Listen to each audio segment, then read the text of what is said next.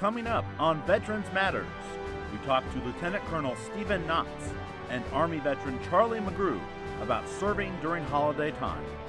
That's next on Veterans Matters.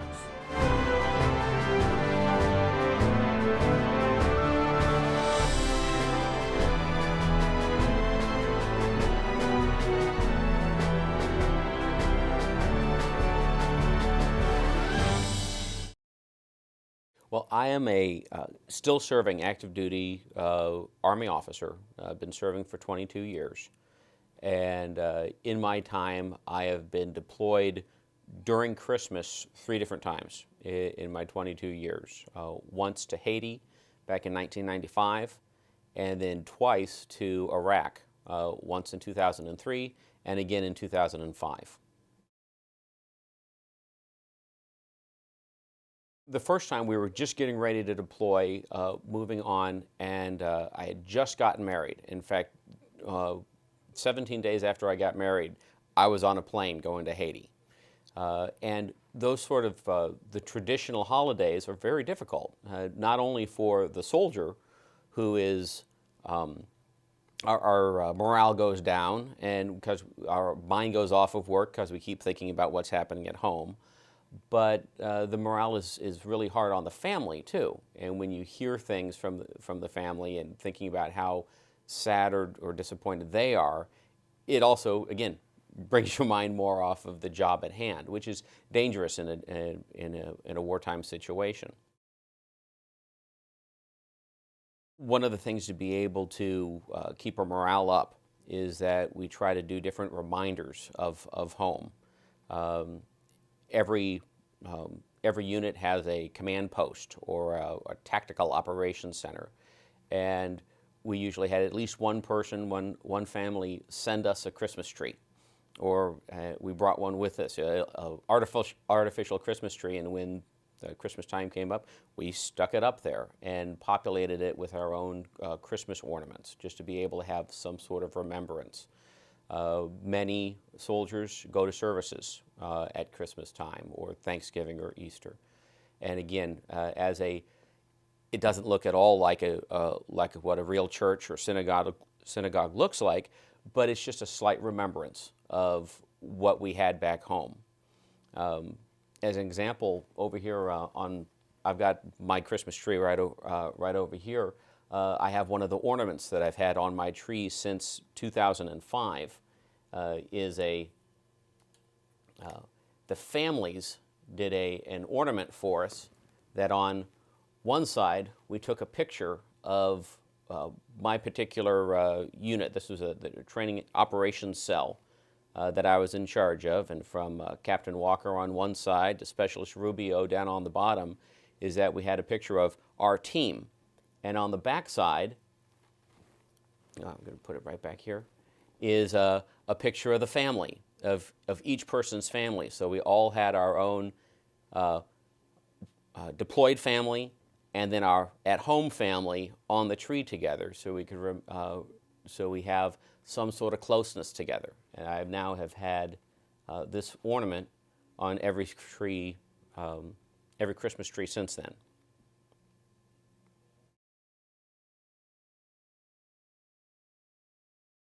And that's very difficult. Again, can get depressed fairly easy, even though we have a Christmas tree and people may dress up. One year I had my commander declared Christmas as Hawaiian Day. So when we were inside the TOC, he actually had his wife send him about 100 different Hawaiian print shirts. So when anybody walked into the TOC, they got to put on a Hawaiian print shirt. And then, of course, you had to get your regular uniform on going out. But just something fun to be able to try and share that experience. Another thing that many soldiers is that we want to stay connected with our families. And nowadays, I mean, since Operation Iraqi Freedom, we've got email, we've got Skype, we have cell phones that could go around the world. So it's a lot easier to be able to maintain connectivity with the families at home, as opposed to Vietnam, Korea, World War II, where you may have gotten one letter every 6 months, and been able to send letters even less often than that. And then, of course, getting packages from home. One person in the unit gets a package, and everybody is excited because we have no idea what's going to be coming out of that package.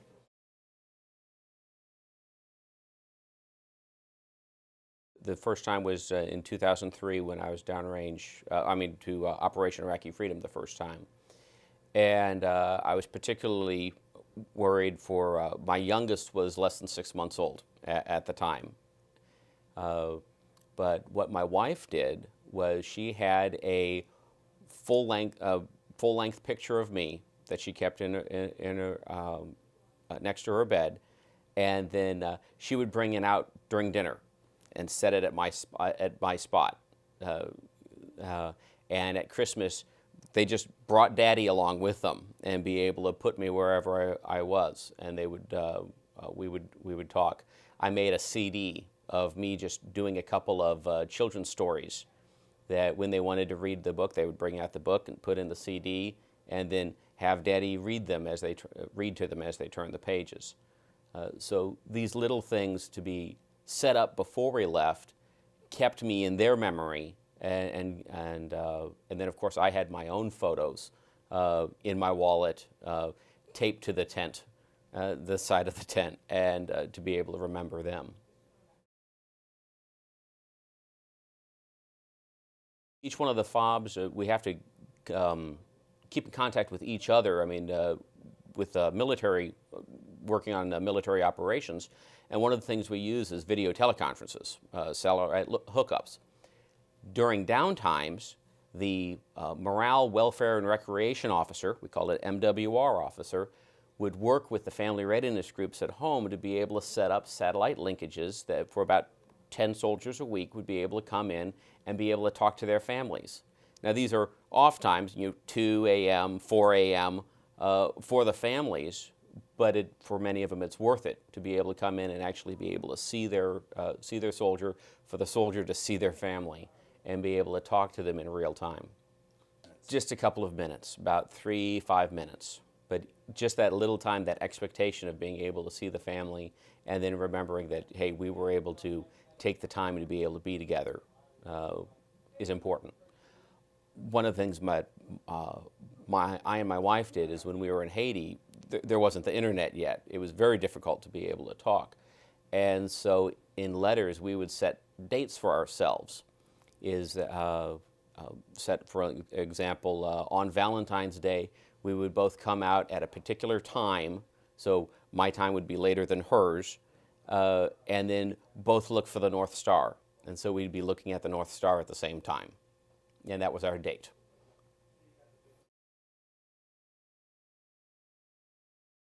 We really do become a family and take care of each other. During down times, we were able to put together a baseball team and play other units that were on the forward operating base,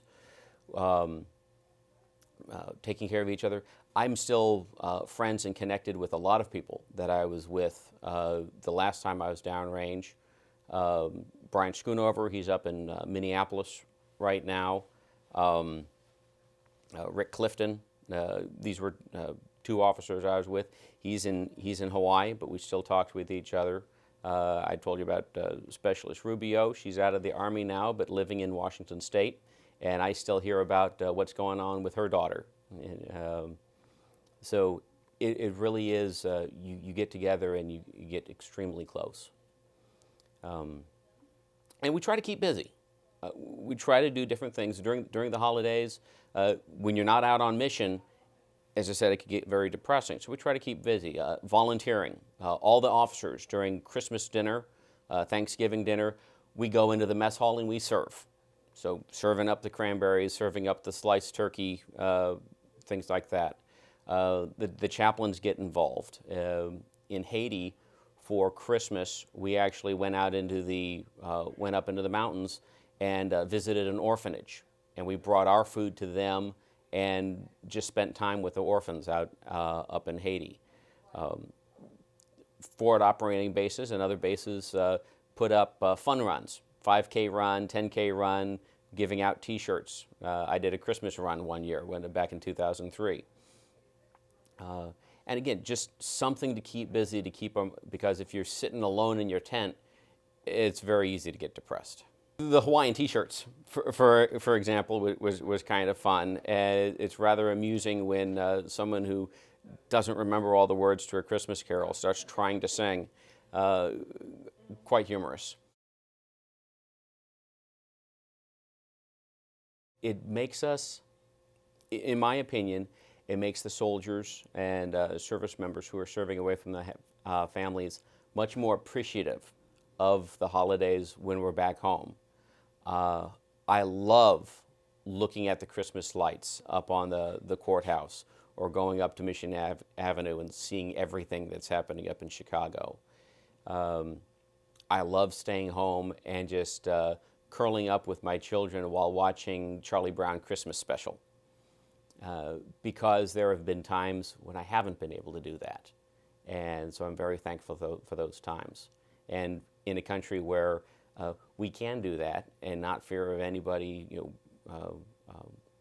trying to take that away from us.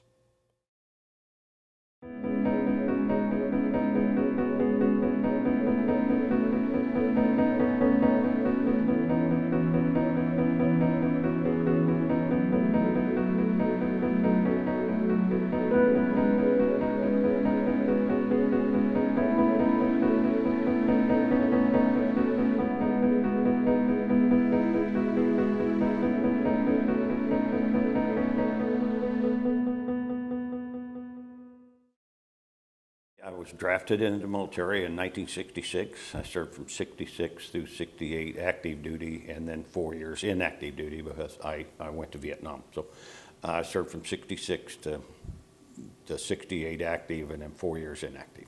In the Army, I was in the artillery, and I was 19, 20 years old, and young and dumb like most young GIs were during the draft. And I enjoyed my military service. I'm very proud of my military service, and I have two brothers, one older and one younger. All three of us were in Vietnam in the service. And you really don't think about this until after you're home and you have children and they're going to college or moving out, and you think about. And I thought about my mother, and she had 5 years of Vietnam and 4 Christmases with somebody in Vietnam, with one of her sons in Vietnam. My older brother was there in 65, and he took a tour, an additional tour in Vietnam. He's in the Marine Corps. And so he was in there Christmas of 65 and Christmas of 66. And I was sent to Vietnam in 67, was there Christmas of 67. And then my younger brother came over in May of 68 and was in Vietnam Christmas of 68. So she had 5 years and 4 Christmases of somebody in Vietnam. My brother enlisted in the Marine Corps, and we were from Clay County, south of Effingham. The opportunities weren't great as far as employment, and there were a lot of guys enlisted in the service during that time. He enlisted and then threatened me if I ever enlisted, and told me that if I was going into the military that I should get drafted. And sure enough, the draft came around very quickly then. So I was drafted, and then my little brother volunteered for the Army for 4 years. So I guess we had one draftee and 2 enlisted.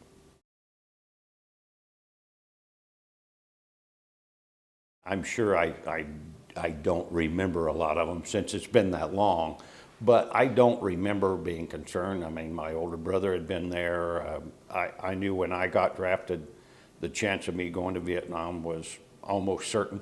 And so, and like I say, I was 19, 20, I got drafted when I was 18, so I was 19, young and dumb, and didn't know the consequences or I guess the threat of something that great. And I served my country. I was told what to do, and I did it along with every other young man that age. We went, we did what we were asked to do, and we served our country proudly. And you know, it was part of our obligation to live in a free society. And I think that's pretty much how I looked at it. Christmas, the Christmas service didn't affect me as much as my daughter, my first child, was born when I was in Vietnam in June of '68. So I was there when she was born, and that was kind of, I got a letter from home with a photograph in it, Polaroid photograph of my new child, and then about 5-6 days later, the Red Cross sent me the official notice.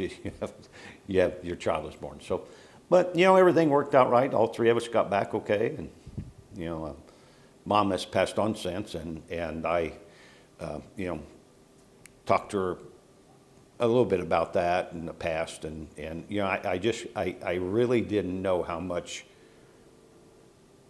worry that was to a mother. I think that was more. I realized that more. We were doing the traveling wall, the Vietnam traveling wall. We set it up in Arcola.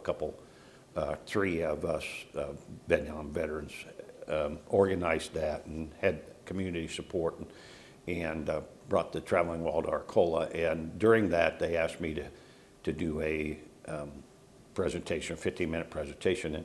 And upon trying to write that and reflecting about that's when I thought how hard that must be on families. And I really think that it was harder on my family than it was myself. You know, I mean, we're there, we're trained, you know, we're GIs, that's what expected of us, but the family sitting back home, not knowing, not worrying, and the information was not as free-flowing then as it was now. I say, you know, I mean, it was very slow to the troops. You know, as anything during that time, you knew about how long it's going to take your letter to get there, and people, you know, I mean, people anticipated that, and you know, I mean, all of us got packages from home, from family. I mean, they came in all the time, and the military, the Army at least. I know I was in the artillery, so I was in the artillery, so we weren't out in the bush. We were in a field position. In a sandbag position, but we weren't traveling every day, I guess is what I'm saying. So we were in the field, but at least, you know, we were not traveling every day, and the Army took care. I mean, we had a good holiday meal. We always had good holiday meals, and they made sure that the mail was there. They made sure that the packages were there, and it was, you know, I don't remember it being that concerning to me or any of the other GIs around me. I think that's the esprit de corps of the military. That's the family atmosphere of the military. You know, you got a box from home. You shared what was in that box with, yeah, and there was, you know, I mean, in the artillery there was the gun section, which was, you know, anywhere from 6 to 12 guys in that one gun section, and then there were 6 guns in the battery. So, you know, I mean, it was a family, but within family, you know, units within family. So, but everyone shared with their letters, and you know, people would, you know, read each other's letters, or they would read letters to each other from home. And I still have 2 friends that I consider very, very close. Matter of fact, my son's named after one of them in Kansas, and then I have one in Vermont, and we still communicate often, very frequently. And but those are friendships that I wished I would have kept more addresses where I could have gotten a hold of more people. But 2 people that I really have kept in contact. I had another buddy in Ohio that died of cancer last year, but 3 or 4 of us really have kept in touch since the military. But you sleep with, eat with, and you know, and somebody watches your back for 12 months, and you get to know them pretty well. I think that the military probably I grew up more and matured more in the military than anything in life. I mean, I really don't think I would have had the opportunities to go. As soon as I got back from the military, I went into the state police for 25 years, served in the state police for 25 years.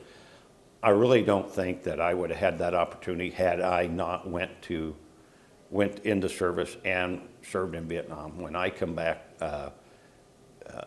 and this may be a little bit different from today, because when I come back, the priority was hiring military people. You got an experienced person that was more mature, that had a good work ethic, and GIs were a premium for people that went back. I went on the state police, and they increased 750 people, and I would say 90% of them were Vietnam service people. So I think back then it was an asset for a person to have that on their resume and on their description. It was you had a leadership role. I mean, where else can you go where you're 19 years old? And I was a gun chief, a 105 artillery howitzer section chief, a sergeant, and I was in charge of a 105 howitzer and 6 to 12 men and all the ammunition and the equipment and the vehicles and loading and offloading on helicopters, and the responsibility that you stepped up and took when you took a promotion just naturally transfers in, particularly to this line of work that I went in, law enforcement.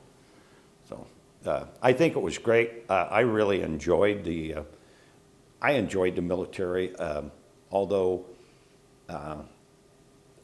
I think that I said several times that I was proud that I served in Vietnam when the jet was about this way taking off of Saigon at the airport, and I was looking down and saying, I'm very glad I served here. I think that's the first time that I said that, after we cleared the runway and we're up about 1,000, 2,000 feet. But that was, the military helped me greatly. It was, don't get me wrong, it was a major life commitment. I mean, I was married, a young man married, had a young family, and my child was born when I was there. But when I got back, it helped me. It helped me, helped my family, helped my children, because of the opportunities it gave me for employment.